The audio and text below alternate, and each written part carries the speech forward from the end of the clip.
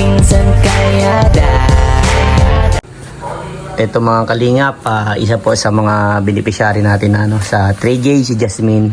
So may nangyari po sa kanya, siya po ay nadisgrasya at yun, tumama ang kanyang ulo. May parting pwede yung patingin niya. Ito, may parting sumugat yan. Ito, may parting sumugat sa kanyang ulo din. Ano ba yung nararamdaman mo? Nahihilo, tapos nasusuka? Hindi naman. Hindi naman nasusuka. So ayan, agad po kaming pumunta sa sa hospital para mapa-CT scan si Jasmine. At ito yung mga naging So kailan ang yung resulta? Sa isang araw po. Isang araw. Pero naisend ba na din natin kay Doc? Buti na lang andyan si Doc. Siya nga po. At ayan, nagpadala ng pang CT scan. So ayan, marami. And siyempre hindi tayo maalam sa ganyan. Yan po mga kalingap. At ayan. So ayan pa paano natin kay Doc. At sana walang tama yung ulo mo kasi mahirap na. Walang blood clot ba? So ngayon, ano yung nararamdaman mo sa ngayon? Medyo nagagaan-gaan. Nagagaan na. Pero kinakabahan pa rin po kasi hindi ka po Hindi mo alam yung result. So ayan, hindi naman natin kumbaga hindi natin ginusto na maaksidente. So ayan, lesson learned na din sa iyan na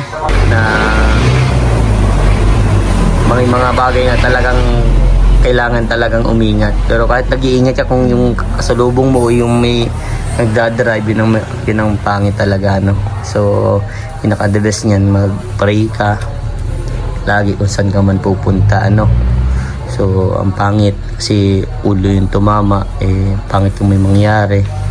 And pag-pray mo na okay ka, at mamaya malalaman natin kay Doc kung ano yung resulta kasi si Doc yung mabasa din, di ba? So at least ngayon medyo hindi ka na nahihilo. Hindi. So yan, Naubos ko na nga po yung antibiotic. naubos na yung antibiotic. Nagulat lang kasi yung isa nangyari sa iyo. Pero at least na natin kanina bawal naman po kasi mag-video sa hospital. So sinamahan ko na lang si Jasmine na magpa-CT scan at kung ano yung mga sinabi ng doktor doon ay pagkalipas ng isang araw So ayan. Ngayon, ano yung natututunan mo sa nangyari sa iyo after madisgrasya? Mag-iingat na lang po. Mag-ingat. Kasi pauwi na po kasi ako nun Galing po ako ng school. Yung sinasakay ko pang tricycle, may nakabangga po siya. Kasi malakas po yung niya. Ang bilis po nito. Gano'n po yung yun. So sana iba yung pag-iingat lang talaga At sa lahat ng mga nagdadrive, kailangan talagang pag-iingat. Siyempre magdasal muna po bago magpunta kung saan-saan kasi mahirap na. Kasi marami pang naghihintay, marami pang naghihintay pag-uwi mo, di ba? Siyempre ikaw may pangarap pa sa buhay. Kasi may mga nangyaring ganyan na diba, na aksidente, tumama ang ulo, tapos hindi nagpa-CT scan, hindi nagpa-check. Mga ilang buwan, taon, doon nag-epekto yung kaya yun mas mahirap. Buti nga sa'yo naagapan. Nagpapasalamat po ako sa inyo, Kuya Vincent, sa inyo pang dalawa ni Doc kasi andyan po kayo.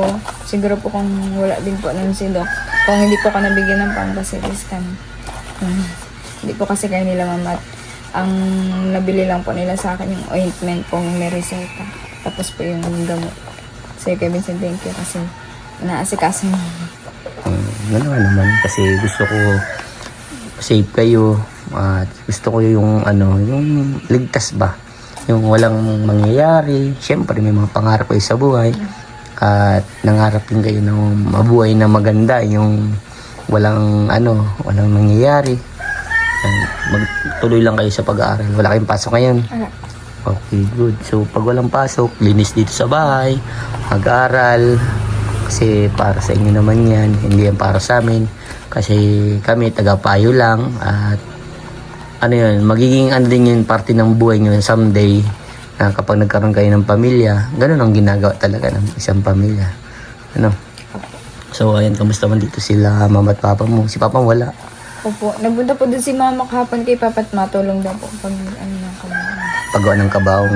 So, ayan, at saksi ako sa sa paggawa ng kabaong ni tatay. Nakakatakot.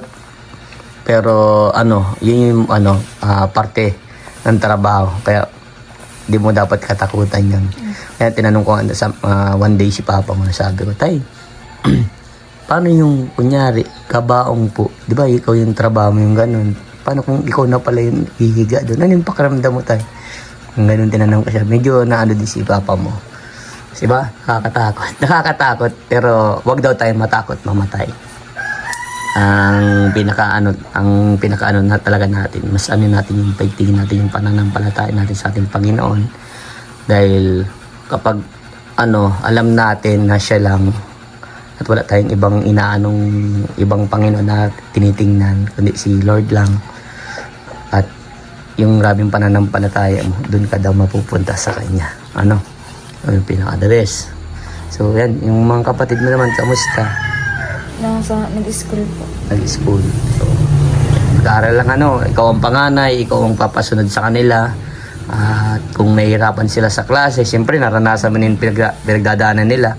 Turuan mo sila. Then, di ba, may mga time na nahihirapan, ituro mo kung paano mo nakuha yun. Paano ma-adapt nila, para makuha nila yung technique ba kung paano mag-aral.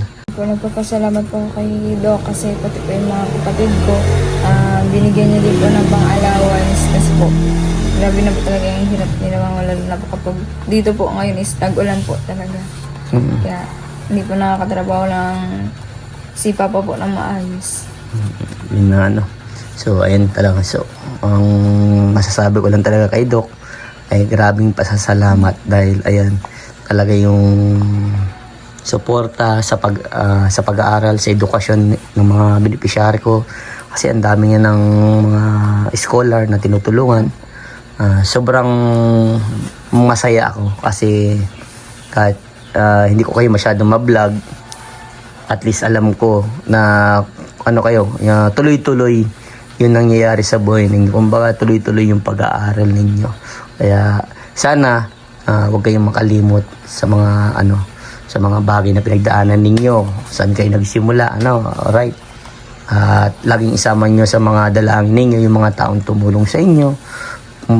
Baga, kung ano meron sa inyo ngayon. Ipagpasalamat ninyo yan kay Lord at sa mga taong tumulong sa inyo, Yan lagi yung tatandaan kasi pangit pag medyo naging naging iba yung inisip mo At yan, masaya ako dahil medyo okay ka na, medyo tumaba ka na rin. Welcome sa pagiging chubby. So, ayan, ano pala yung masasabi mo? Kasi iba ka na noon kaysa ngayon. Ano yung masasabi mo? Noon muna, ano yung masasabi mo noon? Noon po kasi stress po talaga. Stress, ano pa? Tapos yung pinagkaiba po kasi ngayon, yun nga po, natutulungan po ako ni Doc na inaanak po talaga siya nagsusumika po talaga ako na nagsusumika po talaga ako kasi tinutulungan po ako ni Doc. Hindi na po ako nag-iisip ng pang-tuition po, pang-allowance. Nakakatulong din po ako kala mama. Wow. So, yun ang pinaka-the best, yan yung huwag mong kakalimutan sa buhay mo na tulungan ng magulang. Kasi, di ba, gaya ng sabi ko sa iyo, na wala ka dito sa bundong ibabaw na ito kung wala yung magulang mo. Kahit anong mangyari, kahit anong maging problema, huwag kayong magtatanim ng galit sa magulang. Kasi, tandaan ninyo, walang perpektong tao. Walang perpektong magulang. Lahat nagkakamali yan. Kahit mga anak, lahat nagkakamali yan. Kahit ako, nagkakamali ako. Kaya walang perpektong tao. Kaya marunong dapat tayo magpatawad sa mga kapwa natin sa paligid. At kung magalit, normal, nagagalit. Pero dapat, intindihin pa rin natin. Alright? So, yan, pagbutihin yung pag-aaral. And, kamusta pa rin yung grades mo? Okay naman po. Na-send ko na po kayo. Ay, grabe. Ba't sa akin hindi mo sinend? Yes. Dapat tinignan ko din. Pero, sinasabi mo sa akin ni mama, maganda man daw ang grades mo. Okay, that's good. Pero, mga estimate, nasa ilan ang total average? Hindi ko lang. Mga 1 point some, Mga 1.25 yan. Ay, grabe. Totoo, 1.25. Ay, grabe. So, ayan, that's good. Keep up the good work and mag-aral ka lang talagang mabuti. Kasi pag may maganda kang grades, yun yung magre-reflect sa iyo. Kasi pag nag-ano ka ng tatrabaho ka, nag-a-apply ka ng trabaho, pag nakita yung grades mo, dun pa lang, matik na. Maganda yung magiging resulta ng trabaho mo. Manager. Manager agad. So, ito naman ang payo ko. Kasi syempre, dirigdaanan ko din mag-apply ng trabaho. Wag ka muna mag-asam na mataas agad ang magiging parang katungkulan mo sa pagtatrabaho. Mas better na magsimula ka sa mababa hanggang sa pagtaas. Pangit yung mataas na tas bababa ka kasi syempre hindi mo na yung mo. Kaya dapat para matuto ka kung ano ba yung ginagawa ng ganitong trabaho hanggang maging successful. Yan, lahat ng tagumpay mo doon ako magiging saksi.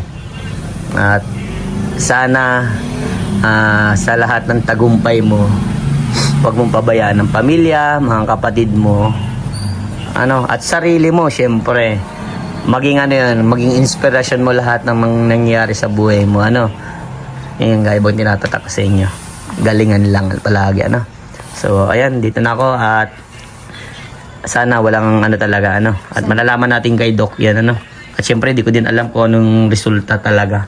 At hindi man tayo doktor, tambay lang tayo, Salamat po sa iyo, Kuya Vincent, sa mga payo mo.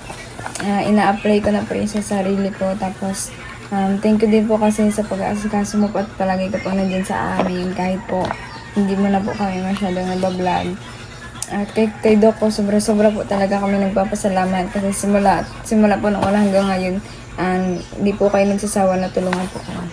And sana po, marami pa po kayong matulungan ng hirap. Yun, sige na, peace bump tayo si Kuya Vincent. Mag-aral mabuti ha, bye-bye.